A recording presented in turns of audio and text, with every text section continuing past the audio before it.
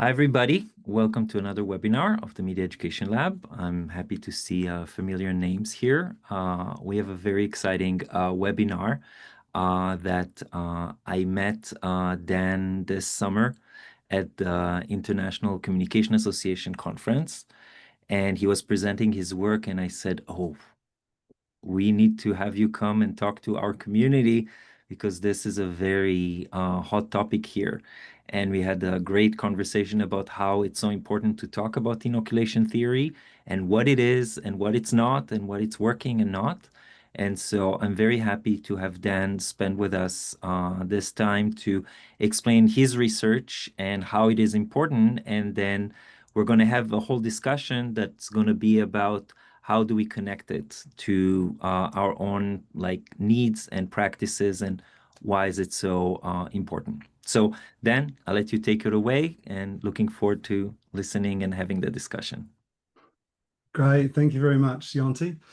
Thanks for the introduction, and thank you very much for giving me the chance to present this research of ours today. I'm really excited to present it to you all and discuss it later, because I understand from watching a few videos of these seminars before, I haven't actually been able to join any live, is that a lot of you are practitioners, many with many years experience in media literacy and the adjacent literacies with misinformation education. And what I'll be presenting today is a very it's a theoretical systematic review is probably the best way to put it. So it's very theory driven. There's quite a lot of looking at empirical approaches and that kind of thing. And we've come up with implications and recommendations for designers of interventions, for testers of interventions, and for theorists. But I'm interested whether there might be or might not be implications for practice coming from findings of a study of this sort. So it'll at least be a fun thing to think about, and I'm really looking forward to chatting about it. So let me get into this. I will share my screen, which is hopefully happening now. And I think that you might see the slides and everything. Is that right? Okay, good. So Yeah, very good. thank you. Good start. Do games and videos to inoculate against misinformation psychologically inoculate is the question that we'll be looking at today. Oh, that's not working. I'll have to click as I go, I think. There we are. But first, who am I? So I am a PhD candidate at the Behavioral Science Institute at Radboud University in the Netherlands. It's communication science. Is the domain that I'm working in, and I'm looking at digital misinformation interventions. I'm particularly interested in adolescent susceptibility to video-mediated misinformation, and of course interventions that we might have that will fix that.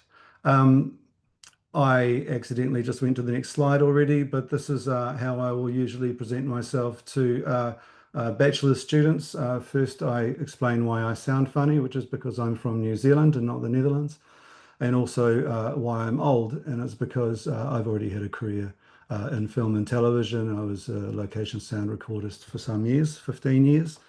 That was mostly dress-ups and beard growing and that sort of thing. It was a good time, but I stopped doing that about 8 years ago. And I picked up a few books, and here I am, and I'm really enjoying it. So also, I'll introduce my team. So these are the people that I'm conducting research with. We are all at the Behavioral Science Institute at Radboud, and I'll be presenting this research on the behalf of all of us. So first, there's going to be some theoretical background. I may be telling you things you already know, but I'll try to quickly go through and make a few points about psychological inoculation clear. So psychological inoculation makes an analogy to biological inoculation, where biological inoculation has weakened pathogens that stimulate an immune response to produce antibodies to defend against infection. Psychological inoculation recasts pathogens as persuasive arguments. An immune response becomes a threat response. Antibodies are counter arguments, infection, persuasion. So it makes a a, a tight analogy, if you like, to biological inoculation. The basic model of inoculation begins with the conferral of threat. So there are a few ways that this might happen. There can be an explicit forewarning that a belief that you hold, an attitude that you have, could be threatened by some sort of persuasive argument. Um, or the other way is in the intervention itself, part of the intervention is that there are these weak attack arguments. And as you become aware that these arguments exist, that you may not have even known existed, then there is a sense of threat that the participant is supposed to feel. That's theorized to drive attention to the intervention, which is a preemptive refutation or a pre-bunk. So what that is a two-sided message. It's the weak attacks that we just spoke about that are strongly counter-argued, and that constitutes the intervention.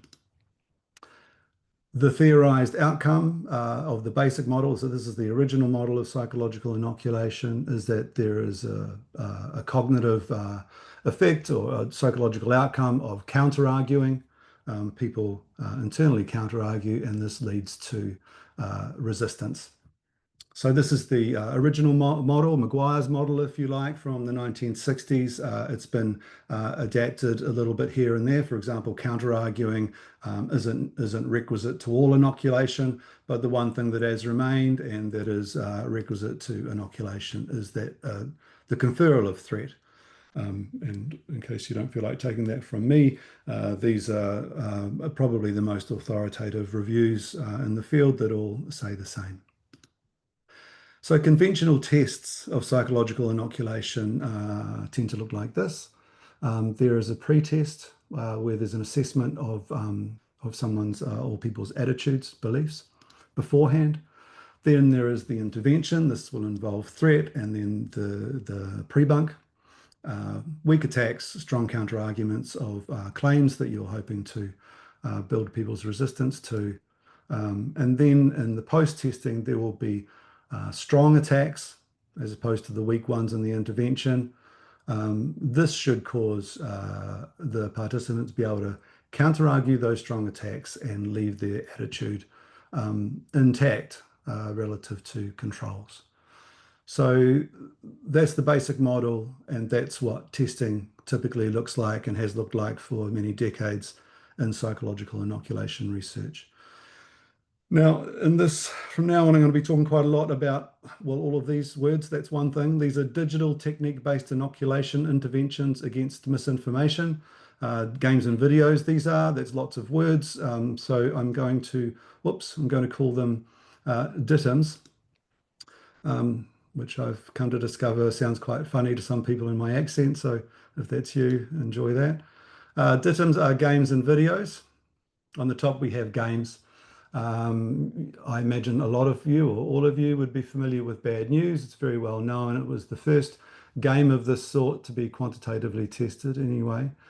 Breaking Harmony Square is another and Go Viral. They're very similar to Bad News.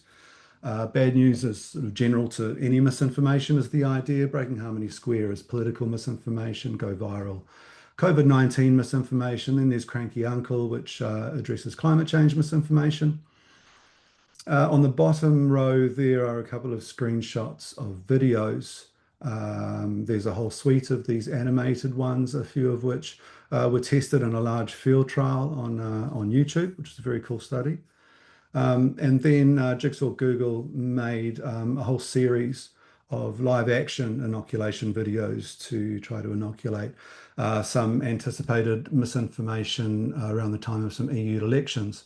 So they made them for all 28 countries, and they've been viewed many tens of millions of times. What DTIIMs do, these digital technique-based inoculation interventions against misinformation, is that they seek to refute fallacious rhetorical techniques of persuasion. So the techniques rather than the claims themselves. These techniques include, these are from Bad News, discrediting, or they could be ad hominem attacks, impersonation, emotional language is a popular one. All of these are quite popular ones, and there's others as well. So it's about the techniques that are common to misinformation, the idea being that if people can recognize and discount the credibility of the use of these techniques, that they are very common in misinformation means that by extension, there should be some resistance to persuasion by misinformation generally. As I mentioned, these have been engaged with many millions of times. These are well known and popular. They've drummed up quite a lot of media interest. Also, some high-powered and prestigious recommendations. The EU, for example, recommends that bad news should be in European classrooms. These interventions have been reviewed and recommended in popular books, high-impact journal articles such as this APA consensus statement on health misinformation. There was recently an article in Time magazine. So DTIIM tests, they look like this. We start with a concept of susceptibility to misinformation rather than an attitude assessment. So people's susceptibility to misinformation is assessed. And then the intervention is an inoculation intervention, so there will be the conferral of threat somewhere in there. And then there is the pre-bunk, but it's pre-bunking techniques this time. There are weak examples of misinformation or attacks that use the techniques. And then there are strong counter-arguments. This is the standard inoculation sort of model. And then in testing, there are relatively strong attacks, so other examples that are persuasively stronger are used. And then the idea is that people will be able to counter-argue this if they've been inoculated. The use of the techniques, they should be able to spot them. They will discount the perceived credibility of those examples, and that will and then the inference can be made from that there is a reduced susceptibility to misinformation. So that's what the new testing paradigm looks like. And this is an example of some of the stimuli that's used in these tests. So again, instead of asking people about their attitudes and getting them to rate where their attitude sits on some scale, instead there are multiple examples of these headlines or social media posts, and people are asked to rate their credibility for each one. Some are misinforming, or sometimes all of them are. Other times they'll include also non-misinforming stimuli, and from that they will calculate everything. So that's some background of where we're at, really, of what conventional inoculation is, the fact-based or claim-based inoculation, and what this technique-based inoculation against misinformation is. That there are these digital interventions, games and videos that are quite different to other sorts of technique-based inoculation interventions, and that they are tested for differently. So this is our study. It is an analysis of studies testing digital inoculation interventions against misinformation, and it is a systematic review. So why did we want to conduct this study? The first point and reason is that DTIIMs extend psychological inoculation theory in multiple ways simultaneously. Not all of these extensions are new to these particular interventions. Some are, but the combination of them certainly is, and that there are many of them. So they are classed as a type of therapeutic inoculation. I'll talk a little bit more about this later. But just like with biological inoculation, there's conventional inoculation, which is this prophylactic approach. People are well, we're trying to keep them well. It's protective. There are gene therapies and other therapeutic inoculations and biological inoculation. This is the same idea. Rather than calling it persuasion, it's that it is changing an attitude, but using this inoculation technique. The point that I'd like to make at this point is that with therapeutic inoculation, one feature of it is that the attack messages don't threaten an existing belief, because all of that is flipped around. The attack messages in therapeutic inoculation could be supportive of what somebody thinks, because the attitude should be going in the other direction. I'll talk a little bit more about it later. That probably wasn't very clear, but we'll carry on.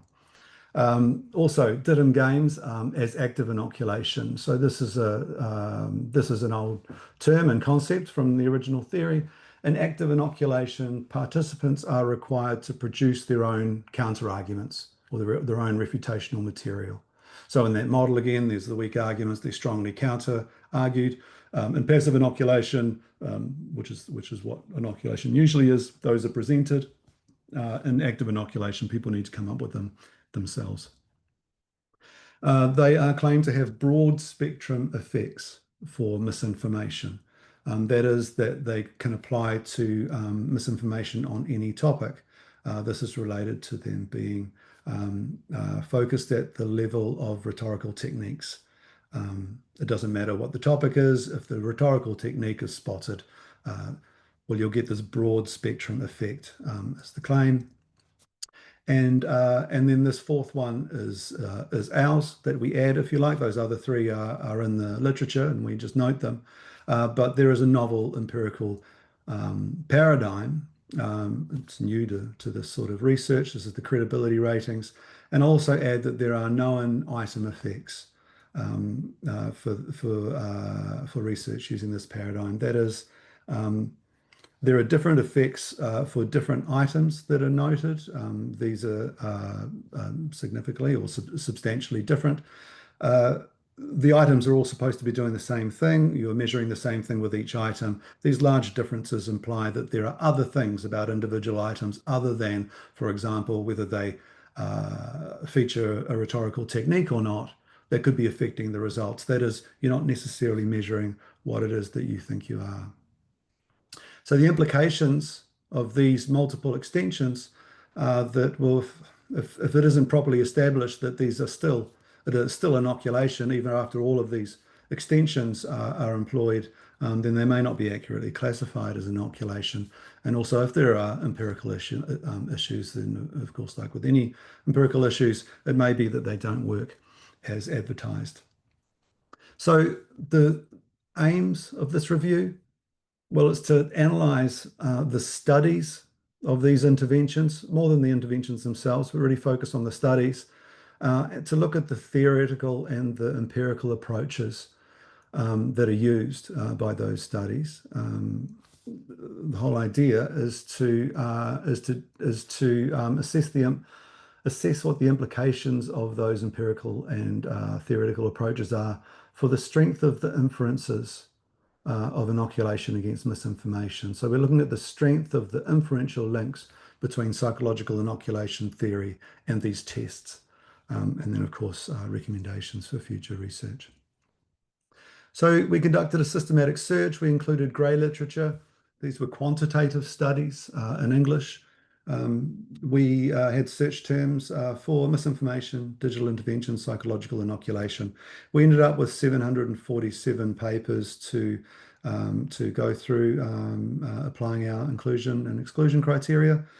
We also got another 20 from sending out emails to researchers and other methods we used to scour around. Finally, we ended up with 72 studies and 40 papers that fit the inclusion criteria for this study. From these, we extracted information pertaining to 57 variables across 4 categories. So these categories were descriptives of the studies and also of the interventions themselves. The inclusion of theoretically relevant factors in tests. We talked about threat and counter arguing, for example, and they are the most relevant factors, we'd say.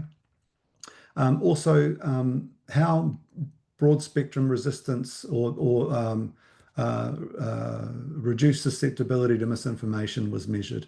One of the things we looked at there that I'll talk more about in a moment is discernment and skepticism. And I'll just talk about this briefly, I think. Now, to claim broad spectrum effects of misinformation, there's not just the breadth of effects, but also that they're specific to misinformation is what we would hold. That is, if the effects are just very, very broad and they're not specified to misinformation, well, this could just be generalized skepticism. And if you only looked at items for misinformation, that would look like a broad, it's like all the different examples of misinformation. There's an effect for all of those. You have to also include and consider what the effects are for non-misinformation, and that is to look at discernment, the ability of discerning between the two. Discernment allows for an inference of broad spectrum resistance to misinformation, whereas just misinformation on its own doesn't. Even better also is to include a measure of skepticism, which is independent of discernment. You could get discernment, but also there could be increased skepticism for all items. So those are related to that. And then we looked at the test stimuli, like I showed you before, all the different examples of test stimuli and the item scales themselves. There are about 1,500 specific items or item uses that we looked at there. So our results, these are the key results. Regarding the inclusion of theoretically relevant factors, well, there's threat. 5 of the 72 studies measured threat by some conception. None of the studies included a hypothesis that threat would be conferred during the intervention, which is what the theory holds is requisite. Regarding counter-arguing, none of the studies tested that there was some ongoing cognitive, post-intervention counter-arguing process going on. For the empirical approaches, well, 67 of the 72 studies did this item rating sort of test. Regarding the analyses inferring broad spectrum protection, 39 of the 67 reported discernment, and there were 10 studies that took a measure of skepticism. Regarding item effects, there were 4 studies of these 67 that used some sort of analysis that might be able to account for item effects in the analyses. And I'm not going to go into these in detail. These are all scale properties, like the balance of misinformation and non-misinformation items, how the items were either produced or selected, all with implications for scale properties. Also, whether there were attempts to validate scales and reports of reliability. We found various issues regarding the item scale properties were lacking also. So our first aim was to make an analysis of these studies of DTIIMs and assess the theoretical claims of inoculation, specifically therapeutic inoculation, and that DTIIM games are active inoculation. We found in each case that threat must be assumed regarding claims of inoculation because it's not measured. You can't speak to the conferral of threat, you need to measure it. And with DTIIM games of active inoculation, well, active inoculation is where people produce their own counter-arguments. As I stated, the theorized outcome of active inoculation is post-intervention counter-arguing, which leads to resistance. And again, with the active DTIIMs, counter-arguing must be assumed because it's not measured.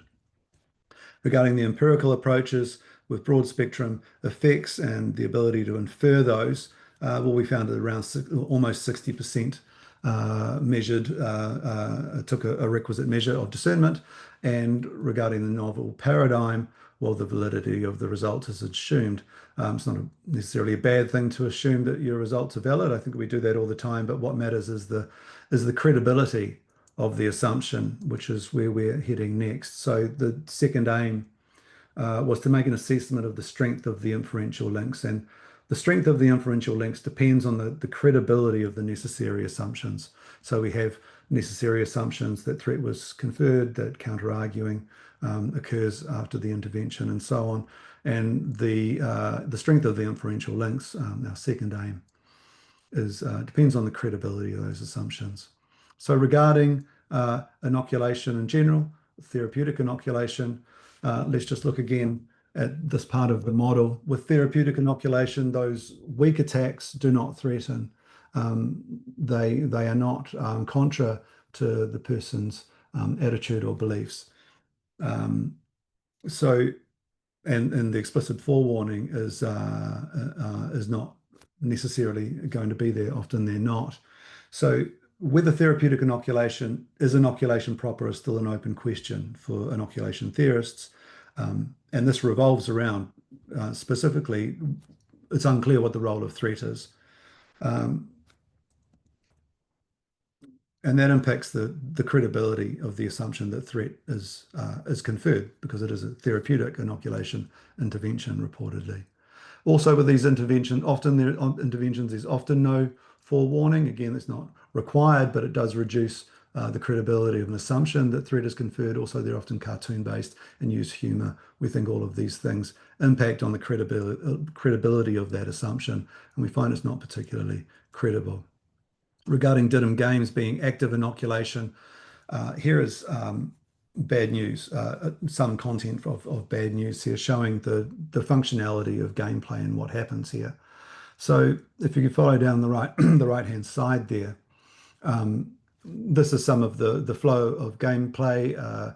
It goes down until you get to a point here where you will choose between these three. They carousel around until you choose one. You can either publish it because you're playing the role of someone who's trying to misinform, and that's how you're learning, or you can say not this one and go on to the next.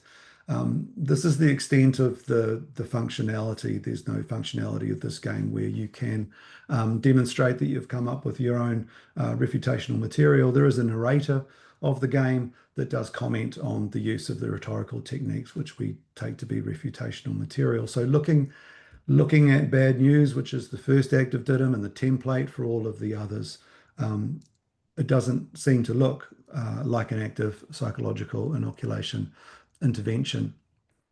So we went back to the research and the literature, and we looked at the way active inoculation was defined and characterized in those studies. And we found a range of sort of alternate descriptions and definitions of active inoculation. One is that active inoculation is where people are allowed rather than required to produce their own refutations. That is setting up an environment where it's likely that people will do this. That's called implicit inoculation. That's in Compton's 2013 review. Active inoculation, we understand, as people being required to come up with their own refutations. It's also described as interventions being active based on there being a form of experiential learning, but active inoculation is a more specific concept than that. Also, because they employ perspective taking, was given on a few occasions as an explanation for why DTIIM games are active inoculation. And in one case, unfortunately, a meta-analysis, they took all games and videos to be active. They're the only people that have done this that we're aware of. Watching a video is clearly not active in any way. It is a passive intervention. But these are different ways that it is characterized in the literature. The fact that bad news doesn't seem to look like an active inoculation intervention by our understanding of it, which we think is the original understanding of it, and that there are all these different conceptualizations in the DTIIM's research of what active inoculation is. We think that this doesn't really lend very much credibility to that assumption either. Regarding broad spectrum effects, well, the studies are increasingly able to at least consider broad spectrum effects. So that's a positive. It would be better if more. We're also looking at skepticism, but nonetheless, a positive outcome there. Over the last couple of years, we can see that more studies have incorporated this, and that's great. Regarding the novel empirical paradigm, well, we find that an assumption that the results are valid is not very credible. There are challenges to the validity of these tests and how they're being conducted and the analyses that are being done. So our conclusions, and I am getting there, almost done, I believe, right on half past, so it's not too bad. We find that the links between inoculation theory and tests of DTIIMs are weak, and that's what we were really looking at. What is the strength of these inferential links? If someone infers the results of a study means this is an inoculation intervention, it's successful in inoculating. Well, we find those links to be weak. We find that there are empirical issues that threaten the validity of the results as well, not just their interpretation. The question of DTIIM status as inoculation has not been broached by the research, is where we eventually end up with that. So our key recommendations around here, as I mentioned at the start, these are really for designers and testers of these particular interventions. We think the research should include theoretically relevant variables and improved empirical tests. Not a very surprising recommendation, I don't think. And also for inoculation theorists, we suggest that they exercise caution in interpreting the results of these studies as inoculation effects. And there's a very good and important reason for this, and that is that the effects of these studies are often used to build support or show insights into psychological inoculation theory, new boundary conditions and new models. So there are new boundary conditions and models of inoculation theory now coming out and being argued for off the back of results of these studies. And we would urge caution there, because if they're not actually creating inoculation effects, then that could cause a crisis for the theory. It's a 65-year-old theory, so we don't want that. There's an important limitation, I was just hinting at there. This review doesn't determine if DTIIMs are inoculation interventions or not. We're looking at the studies.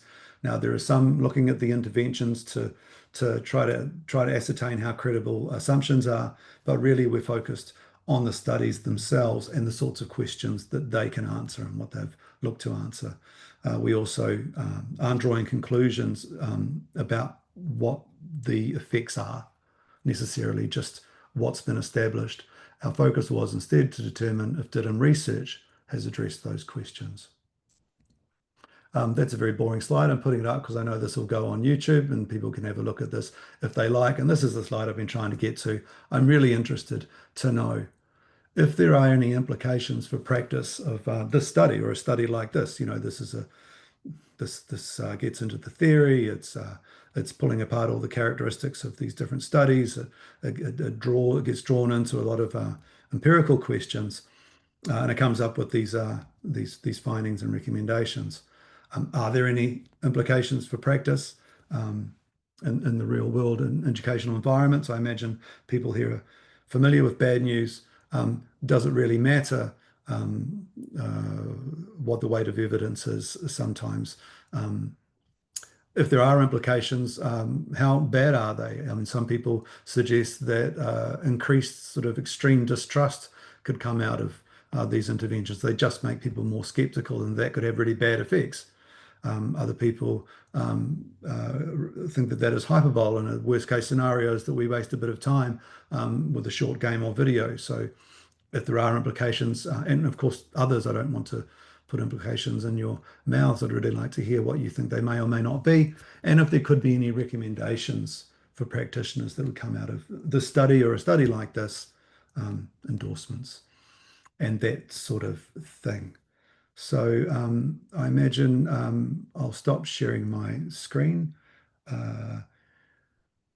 Also, very happy to talk about anything else, answer any questions, or listen to any ideas regarding the other things, design, testing, theorizing, that kind of thing. So thank you very much for letting me do that to you for about 35 minutes. I hope you're all still awake and looking forward to a chat. So I've stopped.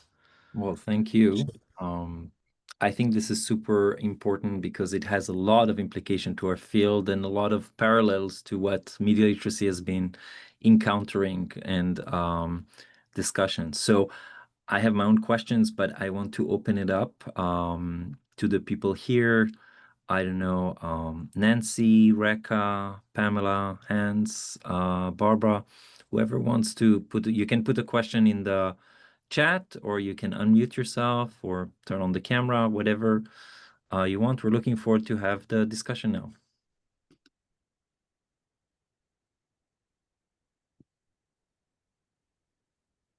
Okay, everybody's shy. I'll start. So we here heard about Ben News long time ago. And there is the kind of assumption in the media literacy community that inoculation theory is missing, like as you said, like as you saw from those research, that the checking later on and seeing like what's happening and how things are like evolving, and that you need something more holistic and practice, and just giving a video games is not going to be the sole solution for it. Um, but what we've been struggling in media literacy community is the measurement. Like there haven't been like good measurements of the media literacy skills because it's so contextual. It has political aspects to it, not necessarily like partisan from an political ideology, but it's talking truth to power. And in that aspect, it's political. And so it makes it very difficult to have a quantitative measure. There have been some, but it always show only one aspect and not the whole aspect of being media literate, which is part of what those games claim to be, Mm. right? Yeah. And so there have been an argument like in the media literacy community that the inoculation games, or the ones that claim to be inoculating games, are really, as you said, like creating skepticism that is not actually healthy. It's like just skepticism, or they're learning the techniques of misinformation, disinformation, malinformation, and we basically teach them how to do it, and then they go and do it. That's the big like criticism of bad news. Mm. Um, and so in that sense, what you're showing that I know it's not about determining the game themselves, it's talking about the evaluation of the research, but it's important to see that all this research that has been used to basically validate or advertise that it's working has Mm. its own issues and it needs to be looked at and better examined. So that's how I saw the connection when I heard you speak this summer, and I wanted you to come here because there is a lot of heated arguments in the media literacy community about inoculation theory and those games and how it's been used. Some are using it, some are not, but it's very easy when you come to a school and say, this is the silver bullet, like take it and you just pay whatever the amount you pay and you're going to inoculate all your students. Sounds good to me. Let me Yeah. just pay that aside and all the kids, and it will show the parents we're doing something about it. But as we know, it doesn't work like this. So that's Mm. where I see the connection between the work that you're doing and what we're talking about in our community and how that kind of correlate to it. So Mm. it's interesting that I'm going to simplify basically from my understanding is that basically those games were supposed to be about teaching about misinformation have somewhat misadvertising about the impact of their game. So, so that's kind of the irony and the danger in what we see here from your research. Yeah, I think yeah, there's several things in there, right? And because it's where I land on some of this sometimes, and I guess I'll just sort of talk a little bit around some of these points. There's a few different things in there. Is that it's raised this awareness. There have been these real sort of positives, and I feel like um, there could be some real promise in approaches like this potentially if you really take into account and think about what could be, say, like backfire effects, or are we very sure that we're not just increasing skepticism? My feeling is probably what we are looking at is sort of artifacts of testing rather than people actually becoming more skeptical in the real world about things. And that is that if you think of it this way, if you've got a control group where they're often what they'll do is play a game of Tetris, and Mm, you've got the people playing the game. So you have the test. The test looks a lot like the game. You've got these examples, and you rate them, and they're the same sort of stimuli that you have inside the game. They're like social media posts, and you're choosing whether you're putting them up, but they're very similar. And then you go to the post testing, and it's kind of like it's really like the game continues in a way. You're still, in a way, you're selecting which ones are effective misinformation, have these using these techniques, and which it's like a continuation of the game. right. So it's almost like, in a way, the test is a test of whether you've got good at playing the game. Hmm. And it might not be, or at least in part, it's that. And it might not be quite as much a test of the thing we're interested in, what susceptibility to misinformation. And I wonder sometimes why there's been a move away from the attitude measures in inoculation. Um, because you don't have to worry about whether you're getting discernment, whether you're tapping into discernment or not, because an attitude has two poles, and if you choose, it's equally not that. Discernment's already factored in, if you like. Um, I don't know if I said that very clearly, but I wonder why it sort of takes a step away to me of what misinformation. It's very specific. The test is very specific to the game itself. You have to take a couple of steps along before you're willing to go, okay, we're going to say that's reduced susceptibility to misinformation. Now it's a broad spectrum effect of reducing misinformation on anything you like, after playing a game for a few minutes. And this is where I've always thought that practitioners probably go, well, yeah, that would be amazing, but we spend all year teaching a class sometimes, and we hope that we, I imagine it's what it's like. Yeah, but I mean, it's a research method issue and funding issue. Like to do a longitudinal with a large scale of participants over time to kind of test different aspects. That's a very big thing that hasn't been done. And again, it's when we're talking about media literacy, which is not exactly like the inoculation theory, but looking at the broader, it's very, very difficult because it's so contextualized. And Mm, to test it, it has much more qualitative elements than quantitative because of mm, the context and how an individual interpret it. That mm, makes it very, very difficult to measure in a objective, in a systematic kind of way. And that's those kind of struggle that we're seeing. Um, and I think there is to be, genuine and transparent. There is some envy of, the mediatorship community of the games and the inoculation theory of saying, here we have a pre-test, we have a post-test, we have the intervention, clear cut. Here you see how it's effective. mm. And we cannot do that because it's so complex and so different elements and subjective that we're skeptical in a way about those results. And you give us, some data to kind of see why we're skeptical about it, but also to kind of talk about like what's happening there. So that's why I think it's very important, and it has a lot of practical aspects to it. Um, I don't know. I would love to hear, I don't know, Pamela, Rekha, Barbara, if you have anything like any thing to add or questions that you have about it. Is it the first time you're hearing about inoculation theory? Have you have any thoughts about it? Yes, this is the first time. It's a lot to take in. Oh, it is. Sorry. It's okay. Don't, no guilt, please. I learned something new, and Okay, that's good. hopefully I will pursue learning more. So thank you.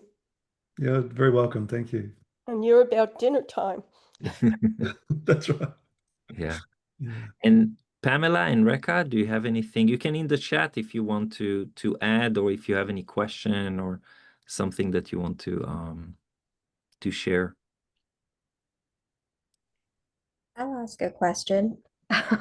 I'm familiar with inoculation theory, but I'm trying to get a sense from this kind of meta-analysis of this body of research. Do you feel like these studies are more about games that are just teaching people to spot the logical fallacy, and that literacy is kind of positioned as knowing what to distrust? Or is it more of a nuance between having a better sense of what actually is credible or trustworthy, so that skepticism is kind of a midpoint, I guess, on a spectrum between complete cynicism, where we don't trust any information in our environment, and just being more discerning about what we can trust, and asking the right questions?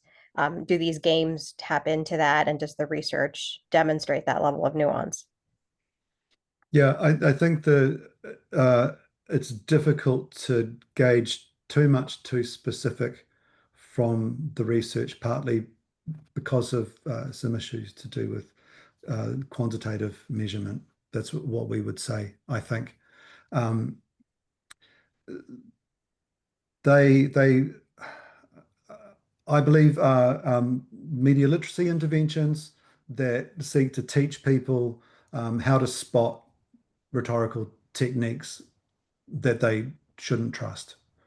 Um, Whether they are inoculation or inoculating or not, we don't know.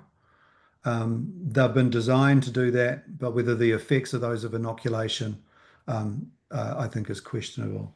And there are theoretical implications for that. Um, um, Regarding your sort of the second option there on skepticism, I don't think that I don't think that the effects of these interventions are bound to be either particularly strong, whether they be adaptive or not. I don't think someone would play bad news for 10 or 15 minutes and then sort of become incredibly distrustful of all information. I'm not sure if that's answering your question exactly, but yeah, um, I believe that they're probably best described at this point as media literacy interventions that are really just have the goal of trying to teach people to sort of get a bit of a feel for what these different rhetorical techniques are, and a fallacious argument might look like. That's something that is quite hard to learn, by the way. I've been in courses where everyone's working quite hard for some months to identify logical fallacies and understand how rhetorical techniques weaken arguments and things like that. And it's hard and it's an effortful thing to do. So I think what they're really doing is just trying to build a bit of gist, giving people a bit of the gist of what these unreliable communications look like.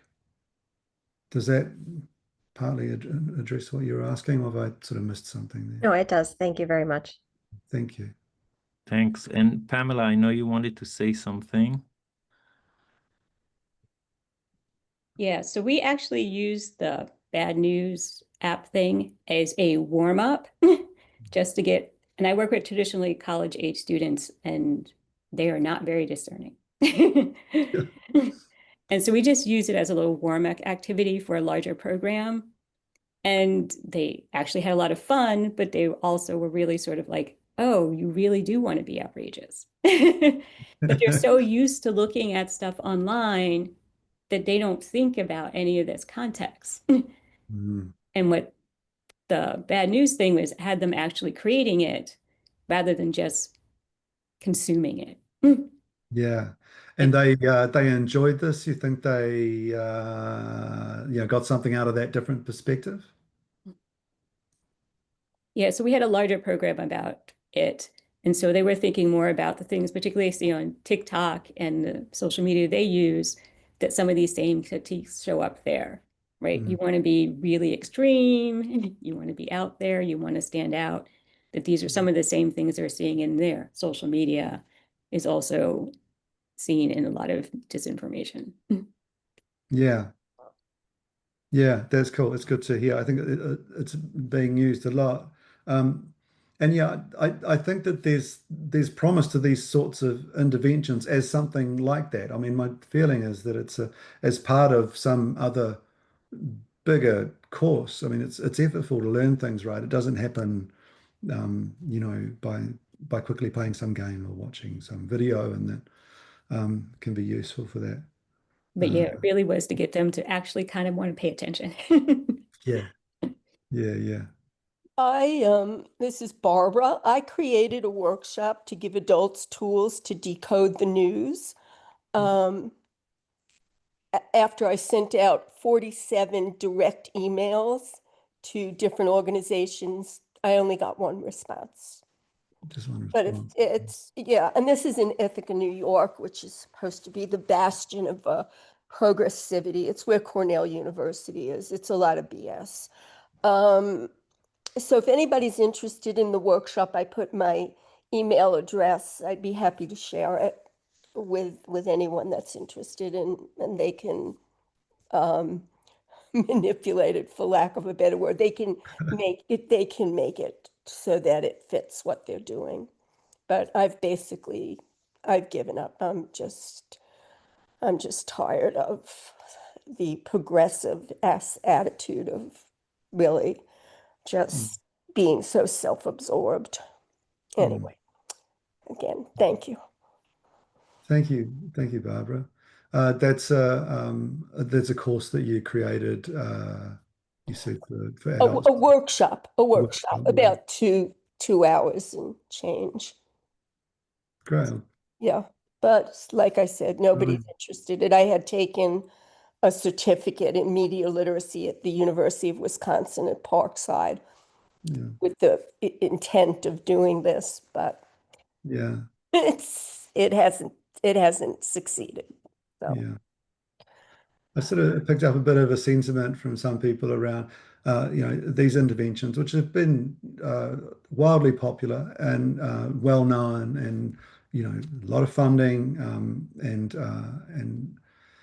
and created a lot of buzz, and there's a lot of it's drawn a lot of attention, and that's a good thing. Draws attention to the area, interventions, things we might be able to do, scalable things, and then I've heard other people, and sometimes the same people, going, well, on the other side, there is an impression that it's a little bit game over.